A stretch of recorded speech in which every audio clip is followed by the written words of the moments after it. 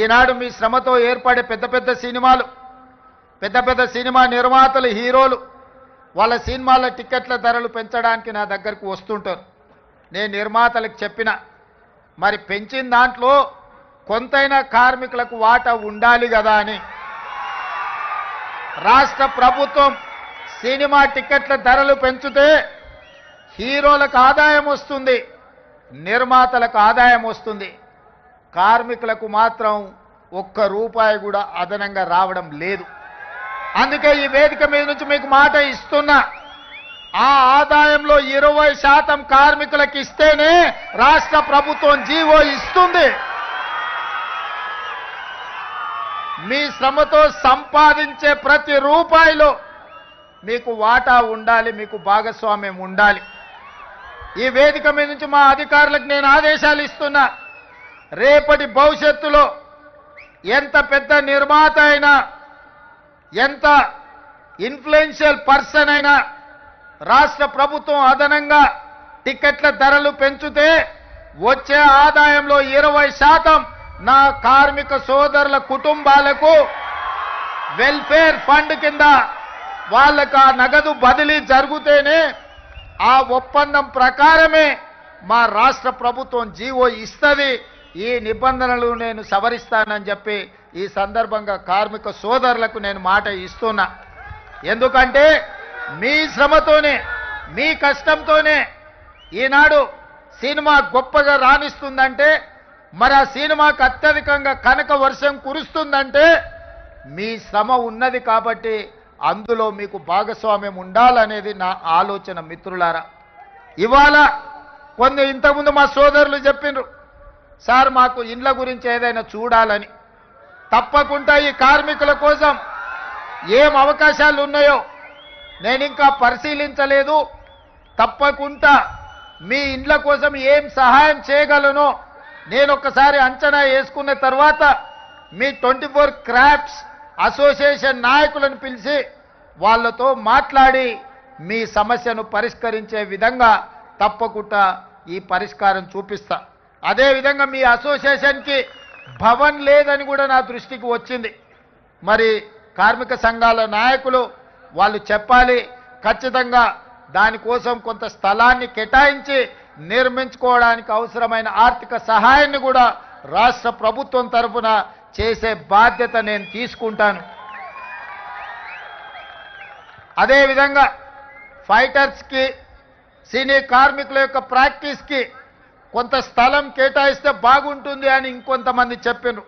తప్పకుండా మీ సూచనను పరిగణలోకి తీసుకొని ఈనాడు మనం నిర్మించుకోబోయే భారత్ ఫ్యూచర్ సిటీలో మీకు కావలసిన వసతులను ఏర్పాటు చేయడానికి రాష్ట్ర ప్రభుత్వం నిర్ణయం తీసుకుంటుంది. అందుకే మిత్రులారా, ఈనాడు ముఖ్యమంత్రిగా కాదు, మీ కుటుంబ సభ్యుడిగా నేను ఇక్కడికి వచ్చిన. ఈ ప్రాంతంలో ఉండే సినీ కార్మికుల యొక్క సమస్యల్ని తప్పకుండా రాష్ట్రం ప్రభుత్వం పరిష్కరిస్తుంది. మీ సంఘ నాయకులు చెప్పినారు 10 సంవత్సరాలలో మేము ఏనాడు కూడా ముఖ్యమంత్రి గారిని కలవలేదు అని. ఈనాడే కాదు, ఏనాడైనా మీకు అవసరమైనప్పుడు, మీకు ఆపద ఉన్నప్పుడు మీ సోదరుడు రేవంత్ రెడ్డి తెలంగాణ ముఖ్యమంత్రి మీకు అండగా నిలబడతాడని ఒక్క అంశాన్ని మీరు గుర్తుపెట్టుకోండి. మహాభారతంలో చాలా గొప్ప క్యారెక్టర్స్ ఉన్నాయి, కానీ నాకు నచ్చిన క్యారెక్టర్ కర్ణుడు. ప్రాణం పోయినా మిత్రుల కోసం నిలబడ్డా, తెలుసు ప్రాణం పోతుందని, కానీ మిత్ర ధర్మాన్ని ఉల్లంఘించకుండా ఆనాడు కర్ణుడు ప్రాణాలను సైతం వదిలిండు. అందుకే ఈనాడు కూడా చరిత్రలో కర్ణుడి యొక్క త్యాగం గురించి మనం మాట్లాడుకుంటాం. అందుకే ఇవాళ చెప్తున్న మిత్రుడుగా మిత్ర ధర్మాన్ని, మీ సమస్యలు పరిష్కరించే బాధ్యత నాది. మీకు అండగా నిలబడతా, మీ సమస్యల్ని పరిష్కరిస్తా. మీకందరికీ తెలుసు, నిర్ణయం తీసుకోనంతసేపు నేను ఆలోచన చేస్తా, నిర్ణయం తీసుకున్న తర్వాత అమలు చేస్తే ఇంకా ఆలోచన చెయ్యను. ఈనాడు మీకు అండగా నిలబడాలనే నిర్ణయం తెలంగాణ రాష్ట్ర ప్రభుత్వం తీసుకున్నది. ఖచ్చితంగా కార్మికులకు సహేతుకమైన సమస్యల్ని పరిష్కరించి రాష్ట్ర ప్రభుత్వం వైపు నుంచి మీకు అండగా నిలబడి మిమ్మల్ని ఆదుకునే బాధ్యత తెలంగాణ రాష్ట్ర ప్రభుత్వం తీసుకుంటుంది. ఇంకా ఏమైనా సమస్యలు ఉన్నా నవంబర్ చివరికి మళ్ళా మిమ్మల్ని అందరినీ పిలుస్తా, మీ సంఘాల నాయకులని కలుస్తా. నవంబర్ చివరి వారంలో మీతో కూర్చుంటా. డిసెంబర్ 9 నాడు 2వ సంవత్సరం తెలంగాణ రాష్ట్ర ప్రభుత్వం ఏర్పాటు చేసి ఉత్సవాలు జరుపుకోబోతున్నాం. డిసెంబర్ 9 నాడు మీకేమేమి చెయ్యబోతున్నామో ఆనాడు స్పష్టంగా ప్రభుత్వం ఆదేశాలు ఇస్తుంది. ఈ 2 నెలల్లో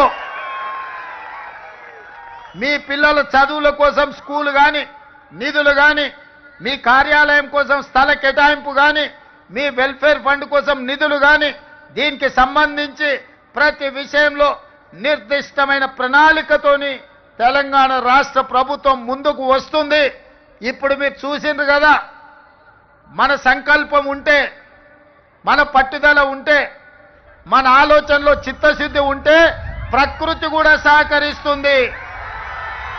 ప్రకృతి కూడా సహకరిస్తుంది. ఇప్పటి వరకు ఉరుములు ఉరిమి వర్షం కురిసినా ఈనాడు మీరు మేము మనము మాట్లాడుకునే సందర్భంలో వర్ణ దేవుడు కూడా మనకు సహకరించి ఒక ప్రశాంతమైన వాతావరణాన్ని కల్పించి కార్మికుల యొక్క కష్టాలను పరిష్కరించడానికి తెలంగాణ రాష్ట్ర ప్రభుత్వం వస్తే వరుణ దేవుడే సహకరించుండు. ఇంతకంటే గొప్ప సన్నివేశం ఏ సినిమాలో అయినా ఉంటుందా? అందుకే మిత్రులారా, ఇవాళ మీ అందరి పక్షాన మీకు అండగా నిలబడడానికి ఇక్కడికి వచ్చిన. ఇక్కడి నుంచి మీ సమస్యల్ని పరిష్కరించే బాధ్యత నాది. మీ సంఘాల నాయకులతో పాటు ఈ కార్యక్రమాన్ని ఏర్పాటు చేసి ఈ వేదిక మీద ఉన్న పెద్దలకు, ముఖ్యంగా సాయంత్రం పిల్లలు స్కూల్ నుంచి వచ్చి పిల్లలకు సాయంత్రం వండి పెట్టాలన్న కార్యక్రమాన్ని కూడా మా అక్కలు, మా సోదరిమణులు, ఇంకొంతమంది ఈటీవీ మా టీవీ సీరియళ్లను కూడా పక్కన పెట్టి ఈరోజు ఇక్కడికి వచ్చి ఈ కార్యక్రమంలో పాల్గొన్నందుకు మనస్ఫూర్తిగా మీ అందరికీ ధన్యవాదాలు, కృతజ్ఞత తెలియజేస్తూ మళ్ళొక్కసారి మీకు మాట ఇస్తున్నా, మీ సమస్యల్ని పరిష్కరించే బాధ్యత నాది.